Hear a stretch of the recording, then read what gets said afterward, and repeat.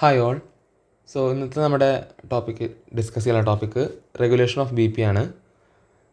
So 3 type of regulation ആണുള്ളത്: short term regulation, intermediate regulation and long term regulation. ആദ്യം നമ്മൾ short term regulation നോക്കാം. അതിൽ neural mechanisms ആണ് മെയിനായിട്ട് വരിക.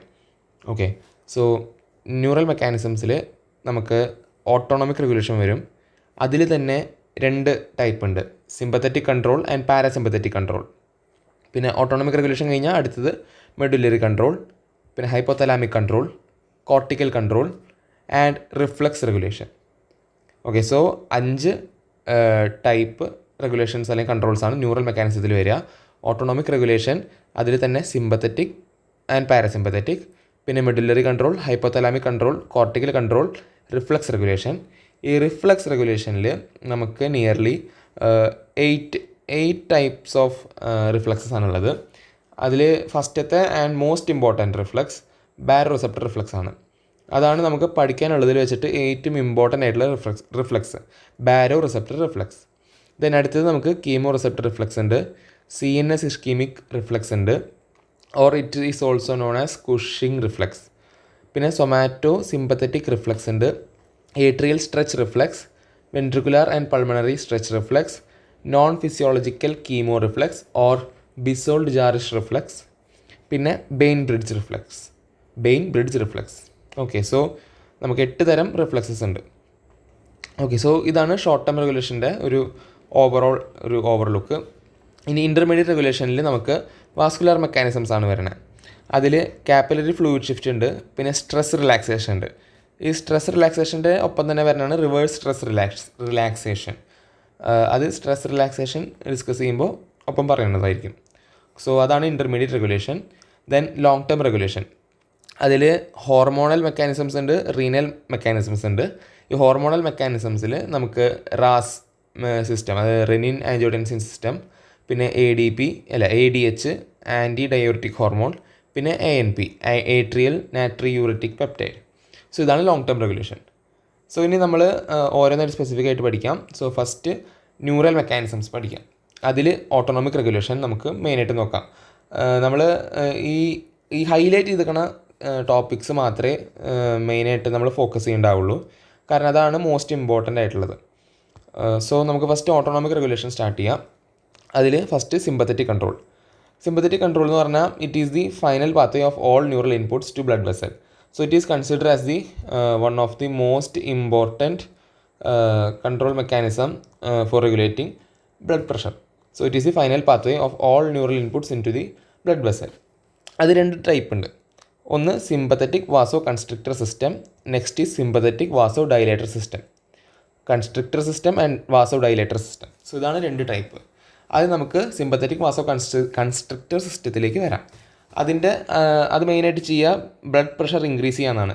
It increases the blood pressure.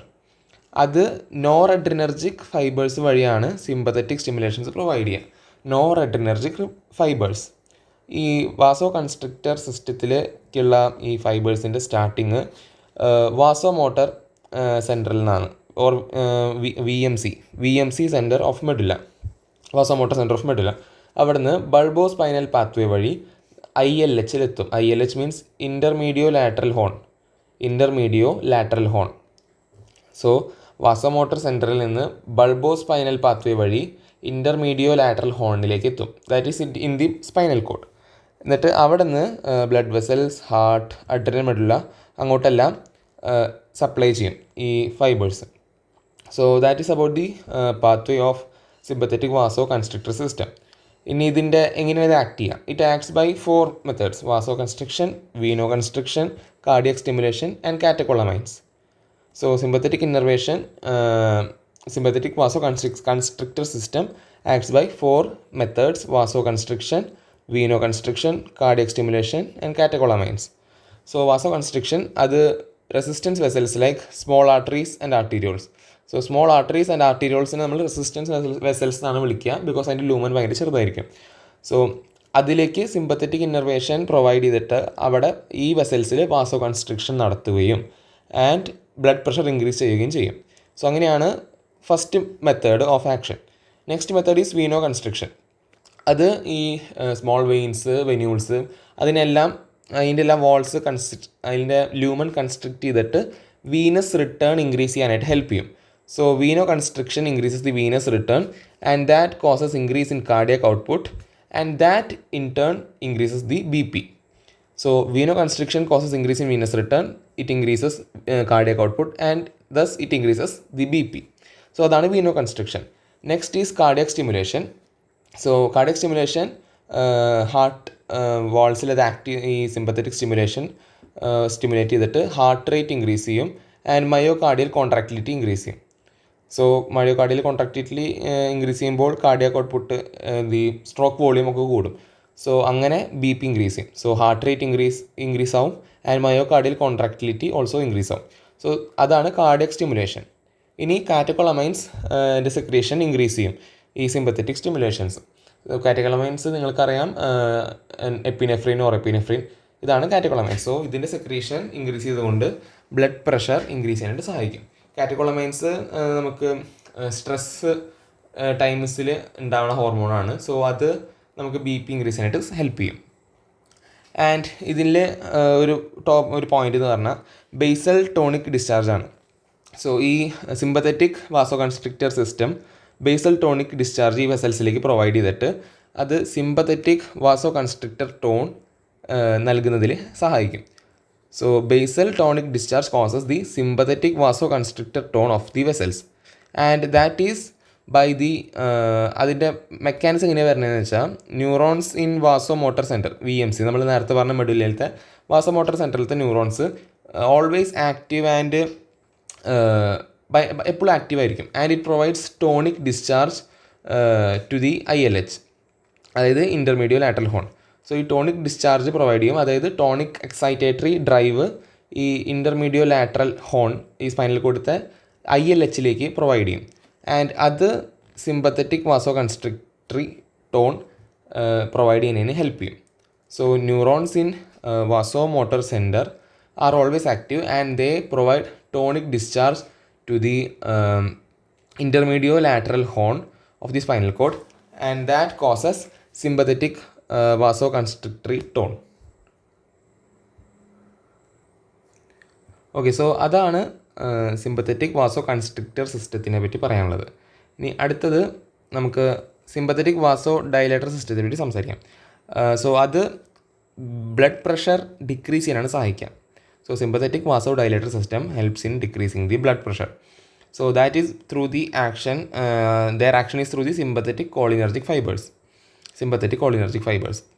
ഇനി അതിൻ്റെ ഒരു പാത്വേ എന്ന് പറഞ്ഞു കഴിഞ്ഞാൽ ഫ്രണ്ടൽ കോർട്ടെക്സിൽ നിന്ന്, അത് ഓക്കെ ഡയഗ്രാം വെച്ച് എക്സ്പ്ലെയിൻ ചെയ്യാം. സോ ഫ്രണ്ടൽ കോർട്ടെക്സിൽ നിന്ന് ന്യൂറോൺസ് വന്നിട്ട് ഹൈപ്പോ തലാമസിൽ റിലേ ചെയ്യും ആൻഡ് അവിടെ നിന്ന് ന്യൂറോൺസ് മിഡ് ബ്രെയിനിൽ റിലേ ചെയ്യും and from there it passes through the medulla without relay. കണ്ടു, ഇവിടെ റിലേ ഒന്നും നടക്കണില്ല. So from the midbrain the neurons pass through the medulla without relaying and it then relays in the spinal cord at the intermediolateral horn of the gray column ILH.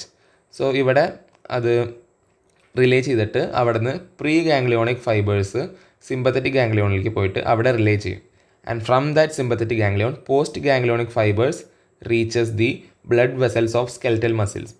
So ഇവിടെ ഈ vasodilatory സിസ്റ്റത്തിലത്തെ cholinergic fibres or postganglionic fibres last ചെന്ന് terminate ചെയ്യണത് arteries and arterioles of skeletal മസിൽസിലാണ്. നമ്മൾ വാസോ കൺസ്ട്രിക്റ്റർ സിസ്റ്റത്തിൽ generally blood വെസൽസും ഹാർട്ടും അങ്ങനെയൊക്കെയാണ് പറഞ്ഞത്. ബട്ട് ഇവിടെ സ്പെസിഫിക്കലി സ്കെൽറ്റൽ മസിൽസിലത്തെ ആർട്ടറീസ് ആൻഡ് ആർട്ടീരിയോൾസിലേക്കാണ് ഇതിന് സപ്ലൈ പോകുന്നത്. സോ ഇനി ഇവിടുത്തെ ഒരു പോയിന്റ് എന്ന് പറഞ്ഞാൽ നമ്മൾ നേരത്തെ ബേസൽ ടോണിക് ഡിസ്ചാർജ് വേണ്ടി സംസാരിച്ചു. സോ ഇവിടെ അതായത് വാസോ ഡയലേറ്റർ സിസ്റ്റത്തിൽ അങ്ങനെ ഒരു ബേസൽ ടോണിക് ഡിസ്ചാർജ് ഇല്ല.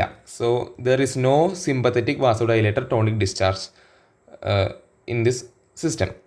ഓക്കെ, സോ അതാണ് സിമ്പത്തറ്റിക് വാസോ ഡയലേറ്റർ സിസ്റ്റത്തെ പറ്റി പറയാനുള്ളത്. Now coming to parasympathetic control. അത് വളരെ കുറച്ചുള്ളൂ. Parasympathetic control helps in decreasing the BP and ഈ പാരാസിമ്പത്തറ്റിക് കൺട്രോള് വെസൽസിനെ ഒന്നിനും സപ്ലൈ ചെയ്യുന്നില്ല. ദാറ്റ് ഈസ് പാരാസിമ്പത്തറ്റിക് ഫൈബേഴ്സ് വെസൽസിലേക്കായിട്ട് ഒന്നും സപ്ലൈ ചെയ്യണില്ല. its action is solely through the vagal stimulation of heart. So by the vagal stimulation of heart rate decrease ചെയ്യും and cardiac output decrease ചെയ്യും.